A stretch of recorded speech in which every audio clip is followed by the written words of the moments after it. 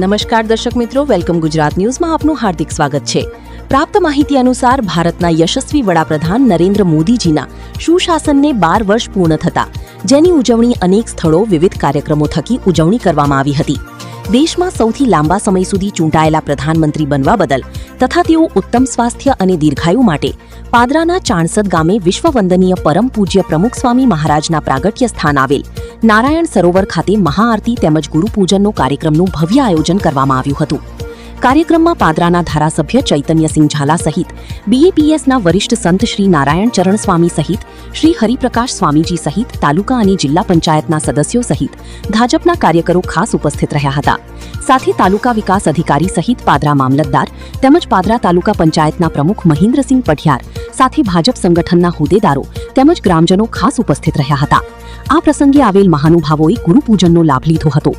Editor and bureau chief Jagdish Chauhan, welcome Gujarat news.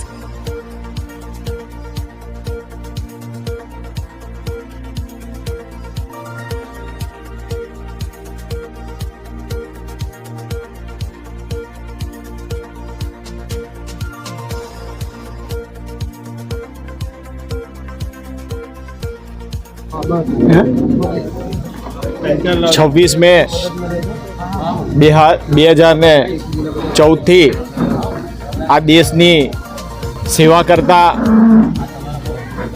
वडाप्रधान विश्व नेता अने भारत देशना सौथी वधु समयना चूंटायेल प्रधानमंत्री तरीके सेवा आपता प्रखर सनातनी वडाप्रधान मान्य श्री नरेंद्रभाई मोदीजीना चूंटायेल वडाप्रधान तरीके आजे 4399 दिवस के जे भारत देशना प्रधानमंत्री तरीके सौथी वधु दिवस सुधी सेवा आपता प्रधानमंत्री बन्या छे।